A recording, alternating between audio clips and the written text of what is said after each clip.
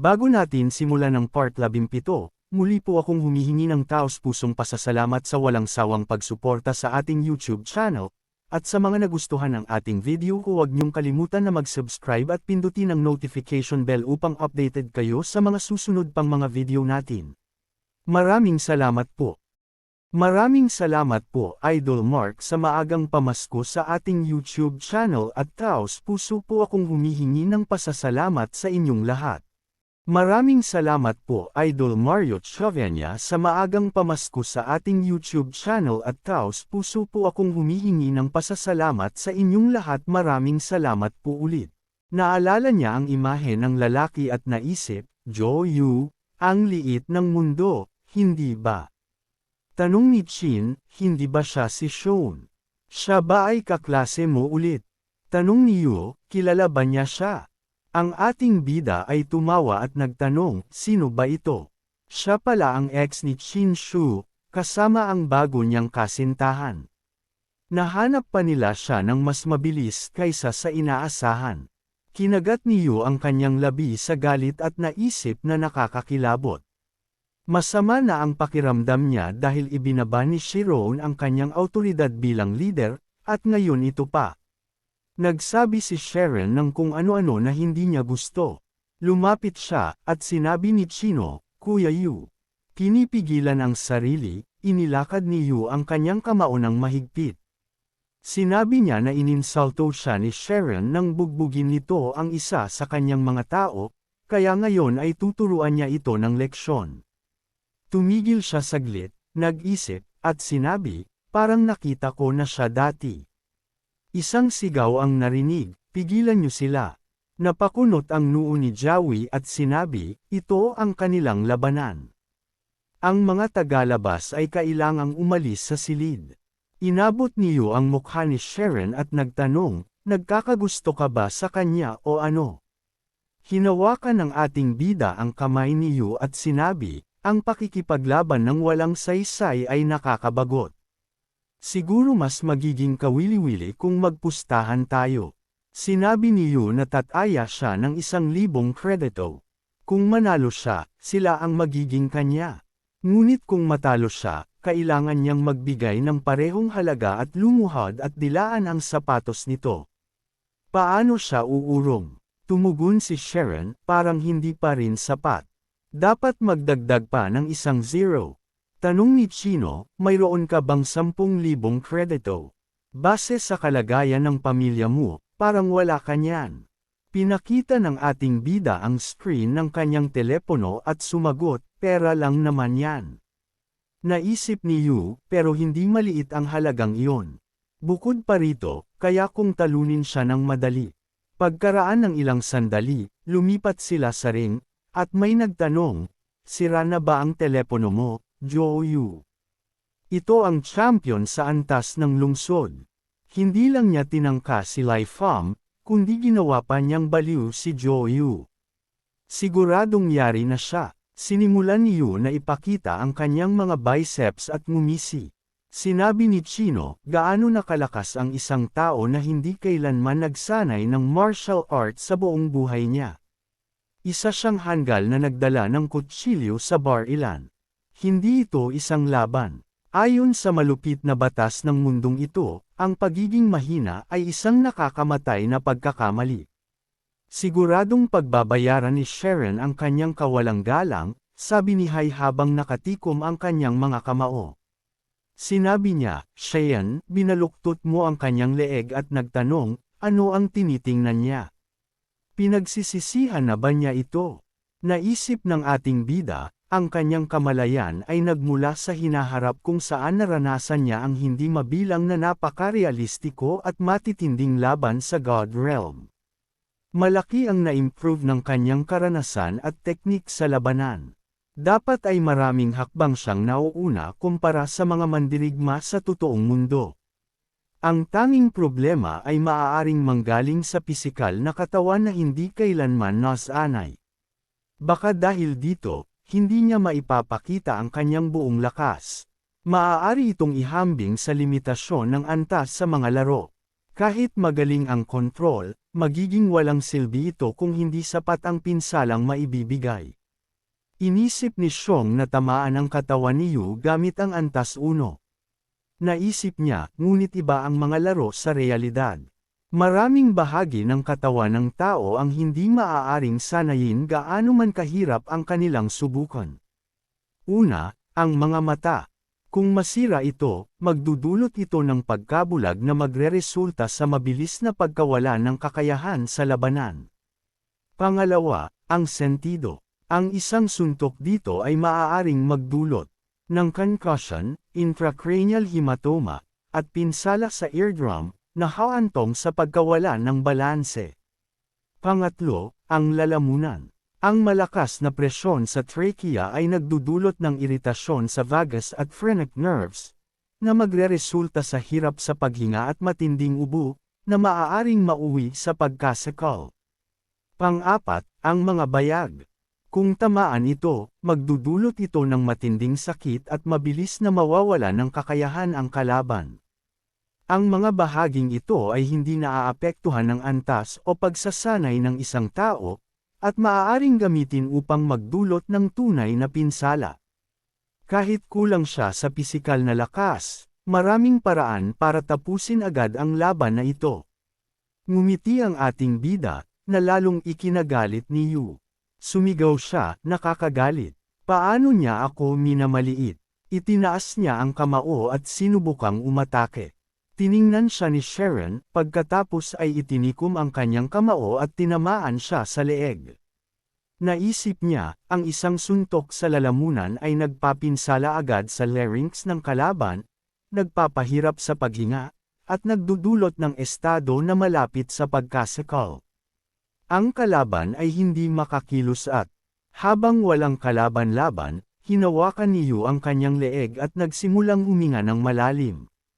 Dumaloy ang laway mula sa kanyang bibig at tinanong niya, kumusta na siya? Ang ating bida ay itinikom ang kanyang mga kamao at muling tumira. Naisip niya, ang isang suntok sa sentido ay nagpapadali sa pagdaloy ng dugo sa ulo, na nagdudulot ng instant na pagkawala ng balanse at malay. Ang resulta ay isang estado ng pagkabigla. Bumagsak si Yu sa sahig at nataman ang kanyang ulo. Nagsimula ng sumigaw ng malakas ang mga tagapanood. Matatalo niya hindi lamang si Lai F, kundi pati si XU, pero si ZU ay ang kampyon ng lungsod. Kailan naging ganito kalakas ang iyong telepono? Naisip ng ating bida, isang gamot na pampalakas ng kalamnan na nagkakahalaga ng 50,000 coins kada bote. Pinapabilis nito ang paglaki ng kalamnan upang matiyak na ang mahabang oras ng paglalaro ay hindi mauuwi sa atrophy ng kalamnan. Sa kanyang nakaraang buhay, hindi niya ito kayang bilhin. Naalala niya ang mga mukha ni Lin Fong at Chino at naisip, sa wakas, nawala na ang mga sama ng loob mula sa nakaraang buhay ko. Pagkaraan ng ilang sandali, lumabas siya, at humabol si Zia Rosie habang sumisigaw, Xiong, hintayin mo siya. Lumingon ang ating bida at nagtanong, Xia Roshi. Napahiya itong nagsabi, siya ba talaga si Sharon? Lumingon siya at tumingin sa kanya ng may gulat. Lumayo ang tingin ni Xiao Roshi nang nahihiya at sinabi, hindi yun ang gusto kong sabihin. Sa loob ng 10 araw, mag-oorganisa ang paaralan ng isang malaking kaganapan na dadaluhan rin ng mga matataas na opisyal ng mga kilalang kumpanya sa Zhihai City. Baka gusto mong pumunta. Lumingon ang ating bida at bahagyang ngumiti, saka sinabi, naiintindihan ko. Pupunta siya. Naisip niya, isang malaking kaganapan. Mukhang sa buhay na ito, mayroon akong pagkakataon na makapasok sa mga ganitong bilog na hindi ko man lang malapitan sa aking nakaraang buhay. Pagkaraan ng ilang sandali, umupo si Sharon sa kama at sinuot ang kanyang helmet. Naisip niya, upang makapaghanda, kailangan niyang kumita ng pera sa laro. Ang system window ay nagulat, high-end gaming equipment detected. Neurocommunication driver adaptation installation complete. Lumipat ang ating bida sa laro, at nagulat muli ang system window, Congratulations on unlocking the Neural Signal Enhancement function. Ngayon, mas may kontrol ka na sa iyong game character. Tumakbo si Sharon sa hagdan. Ang system window ay nagulat, Mission Progress, kailangan mong hanapin ang puso. Naisip niya ang Titan. Sa pinahusay na gaming equipment, ang bilis ng loading ay lubos na tumaas. Tumapak ang ating bida sa sahig malapit sa isang malaking batong estatwa. Tiningnan niya ito, at sinabi, ito ang puso ng buong Steel Fortress, ang energy node na tinatawag ding Heart of the Titan. Biglang lumitaw ang isang clown sa harap niya, kinuskos ang kanyang mga kamay, at sinabi, hindi ko akalaing pagkatapos ng napakaraming taon, may bisita pa rin. Tinitigan ito ni Sharon ng maigi, at sinabi ng clown, maligayang pagdating sa besya. Para ipagdiwang ang pagdating ng unang manlalaro, napagdesisyonan kong gawing merienda ng aking mahal na alaga ang iyong laman at dugo. Pakawalan mo ang kanyang garlic. Tumingin ang ating bida sa gilid at nakita ang isang 3 ulong Cerberus na may elite rank. Nagtaka siya, nagresulta rin kaya ang mga pagbabago sa kanyang kapalaran sa ilang mga modifikasyon sa game levels. Hindi ko maalala na may ganitong boss dati. Kinuha ni Sharon ang kanyang espada at sinabi, sige, papatayin ko na lang ito. Binuksan ng halimaw ang bibig nito at nagbuga ng apoy. Isang malaking daloy ng apoy ang tumama sa unahan. Tiningnan ito ng ating bida nang may pagkalito at naisip, una, iiwasan niya ang atake nito gamit ang gravity weakening. Pagkatapos, gagamit siya ng phantom para bawasan ang kalusugan nito. Sige, simulan na natin. Ang pangalawang ulo ng halimaw ay gumamit ng ice breath. Naisip ni Sharon, nakakatakot. Ginamit niya ba ang gravity weakening? Tumama ang pagbuga ng yelo, at naisip ng ating bida, bumaba ng 30% ang kanyang stamina at nakatanggap din siya ng freeze buff. Sa sandaling iyon, maraming kidlat ang tumama sa kanyang katawan. Tinitigan niya ito ng may takot.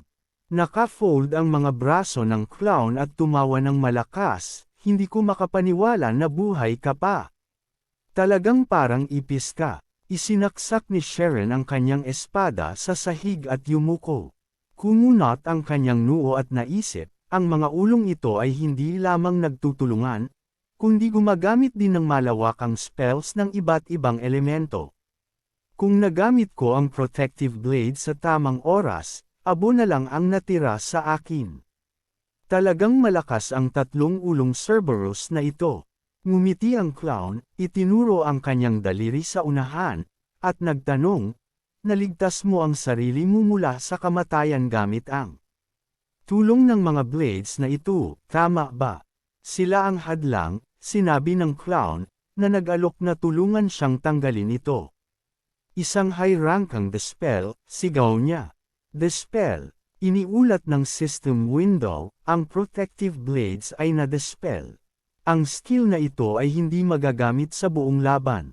Tumingin si Shirei pataas ng may pagkayamot at kumagat sa kanyang dila. Naisip niya, ang Dark Clown, base sa pagkakaalala ko, ay hindi naman masyadong malakas sa close combat, pero ang mga buffs niya ay sobrang nakakainis. Sa ngayon, ang layunin ko ay hindi siya labanan, kailangan kong makarating sa puso ng Titan. Tumulak ang ating bida mula sa sahig at mabilis na tumakbo papunta sa unahan. Ganoon din ang ginawa ng lobo. Tinakpan niya ang kanyang mukha gamit ang kanyang mga kamay at naisip, napakabilis ng mga strike nito, at ang damage mula rito ay mas mataas pa kaysa sa elemental attacks. Malamang, mawawalan ako ng halos 60 stamina ngayon. Tiningnan ni Sharon ang paparating na stream ng apoy at tumakbo palayo. Ngumiti ang clown at nagsabi, naiinip na ako sa pagtalon-talon mo. Paano naman ito? Gumamit ang halimaw ng Frost Star, at na-freeze ang ating bida sa loob ng 3 segundo. Tumingin siya pababa at naisip, 3 segundo. Kapag tumama ang kahit isang suntok mula sa isa sa tatlong ulo nito, mamamatay ako. Tiningnan ni Sharon ang halimaw at naisip, mayroon pa akong 3 elemental resistance scrolls na nakuha ko mula sa chest. May pag-asa pa. Ang problema lang, maaari ko lamang i-activate ang isa sa mga scroll sa bawat pagkakataon. Ang success rate ay 1 sa 3. Sinabi ng ating bida, i-activate ang elemental resistance scroll. Tumawa ang clown at nagsabi, anong sorpresa? Nakuha niya ito, pero alam ba niya kung alin ang gagamitin? Kapag nagkamali siya ng pagpili, mamamatay siya. Nagkaroon ng isang malaking at maliwanag na pagsabog. Inilagay ng ating bida ang scroll sa unahan at sinabi, mukhang hindi ako nagkamali. Sumigaw ang clown, ito ay isang setup. Swertihin ka namang tanga. Ngumiti si Xiong at nagsabi, malalaman mo rin sa sarili mo kung swerte nga ito o hindi. Tiningnan siya ng clown ng naguguluhan. Sumugod ang halimaw pasulong, at naisip ng ating bida, sa wakas, natapos na ang cooldown ng physical attack. I-activate ang gravity weakening. Tumalon si Sharon. Tumalon pataas si Sharon at lumipad pabalik. Nagtanong ang clown ng naguguluhan, bakit ito lumilipad papunta sa akin? Pahintuan niyo ito. Ngumiti ang ating bida at nagtanong, gusto mo bang malaman kung anong skill ang susunod na gagamitin ng paborito mong aso? Dahil mahal na mahal mo siya, bakit hindi mo subukang maranasan ang kabaitan nito sa sarili mong balat? Iniulat ng system window, ang fire resistance scroll ay nagbawas ng 50% ng damage mula sa susunod na fire attack. Sumigaw ng malakas ang clown, at isang maliwanag na pagsabog ang nangyari sa tabi niya. Naisip ni Chiron, ang 3 ulong Cerberus ay nagpapalit-palit ng element sa kanyang atake, apoy, yelo, kidlat, at pisikal na pinsala. Hanggat alam ko kung ano ang susunod na atake, kaya ko itong harapin. Iniulat ng system, karamihan sa fire damage ay na-neutralize. Tumalikod siya, tiningnan ang lobo, at naisip, wala ang amo nito kaya tuluyan nang nawala ng gana ang balahibuhing ito. Lumapit si Sharon sa nagniningning na globo at sinabi, kukunin ko na ito. Kumalat ang maliwanag na liwanag sa paligid. Iniulat ng system, ang misyon ng Steel Fortress ay natapos na. Mga gantimpala, Black Iron Badge of One Piece, Blackbeard's Letter of Recommendation, Advanced Magic Ability, 1 piraso, 100,000 experience points, at reputation sa Hammerstone City ay umabot na sa worship. Pinulot ng ating bida ang espada at naisip, bagamat napakahusay ng mga equipment na ito, hindi ko magagamit ang mga ito dahil sa level limit. Mas mabuting ipack-in ko na lang ang lahat ng ito sa Abyssal Blade para mapataas ang lakas nito. Iniulat ng system, ang level ng Abyssal Blade ay tumaas. Inihampas ni Sharon ang espada at naisip, napakagaling na espada nito. Iniulat ng system window, Abyssal Blade, Quality, Magic, Weapon, Type, 100 Sword. Attack Power, 34. Gain, 14 na Acceleration 5. Pagkaraan ng ilang sandali, naglakad ang ating bida sa kalye at naisip, kasama ang imbitasyon sa unang raid ng Ouroboros Guild sa Darkmoon Cemetery, naglaan din ang binura ng 2 karagdagang lugar para sa kanyang mga kakampi. Kumaway si Blackie at sumigaw, kapatid Fu. Naroon sila, naisip ng ating bida, kaya kinuha ko ang Warlock na si Blackie at ang Shieldman na si Lonely Snow sa aking team. Hindi lang sila mahusay, malalakas sila, pero isa rin silang mage na may long-range attacks at isang tank na automatikong nagtatakip sa kanyang mga kahinaan. Pinulot ni Black Maki ang kanyang balabal at masayang sinabi, wow, bro. Napakahalaga nito. Hindi na ako makapaghintay na suotin ito. Sumigaw si Lonely Snow ng masaya, bro, ang stats nito ay hindi ka panipaniwala. Tiningnan sila ng ating bida at sinabi, ito ang unang laban ng Mercury Wings. Walang paraan na papayagan niya kayong sumabak ng hindi handa. Ipinadala ko na sa lahat ang kanilang mga kagamitan sa pamamagitan ng mail. Sumunod kayo sa akin kapag handa na kayo. Sumagot ang lalaki, oo. Pagkaraan ng ilang sandali, may iba't ibang komunidad na nakatayo sa sementeryo. Ika-5 pwesto, Martial Arts Community. Ika-4 na pwesto, Heavenly Crown Guild. Ika-3 pwesto, League of Assassins. Ika-2 pwesto, Shadow Guild. Sinabi ni Jiang, mukhang nagtipon na ang lahat.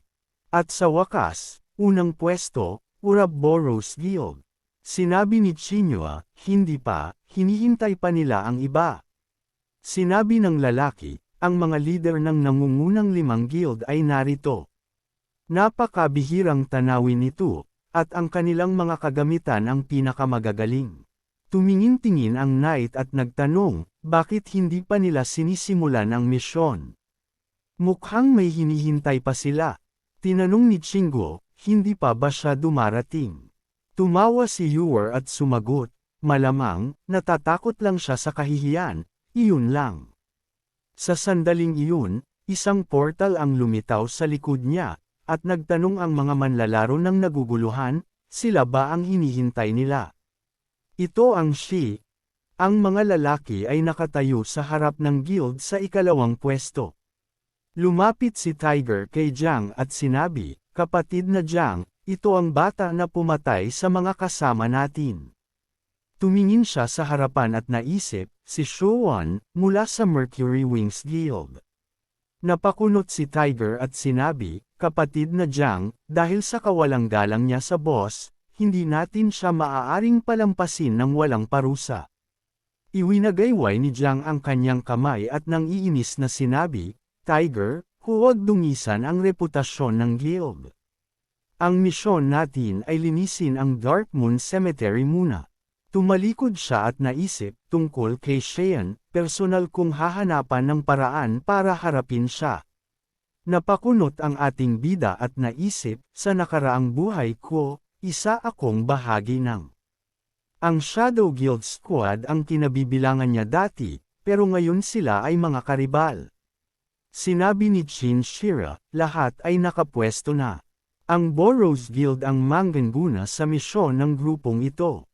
Ang distribusyon ng mga gantimpala ay gagawin ng sistema gamit ang random na paraan.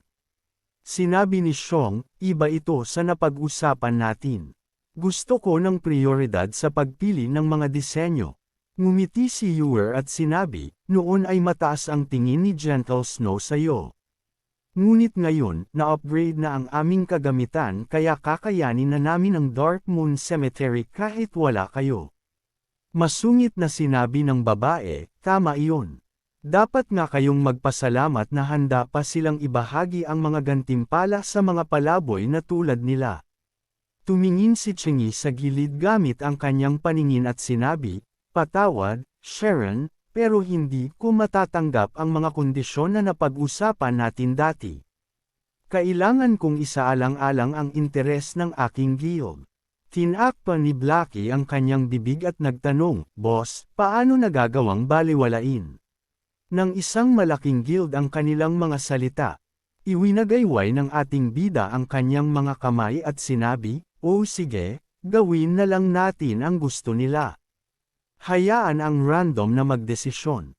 Napakunot ang kanyang noo at naisip, gusto lang niyang maglabas ako ng mas marami pang alas para maipakita ang patas na negosasyon sa Ouroboros Guild.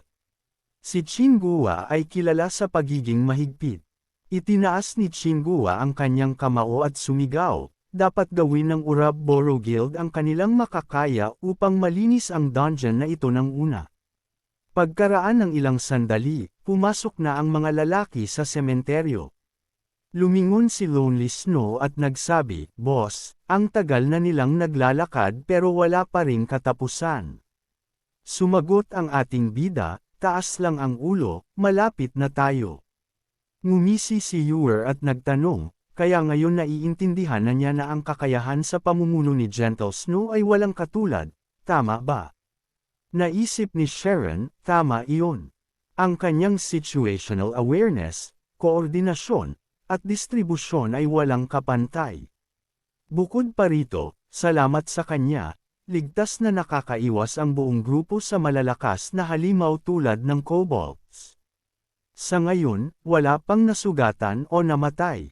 Talaga bang ganito kadali ang dungeon na ito? Biglang may narinig na malakas na sigaw. Lumingon si Ewer at nagtanong, ano ang nangyari? Tinanong ni Chingo, mga scout, ano ang nangyari? Mag-ulat kayo. Nagbigay ng abiso ang sistema, Player Wind Arrow ay namatay. Windblow ay namatay. Naisip ni Chin, ang pangunahing puwersa ng Rabboro ay namatay nang hindi man lang nakapagpadala ng anuman. Ibig sabihin lang nito ay nakaharap sila ng malalakas na kalaban na ang antas ay mas mataas kaysa sa kanila. Iwinagayway niya ang kanyang kamay at sinabing, lahat maghanda. Ang mga healer ay tumayo sa gitna, ang support at mga tank ay maghanda sa pag-activate ng defensive powers.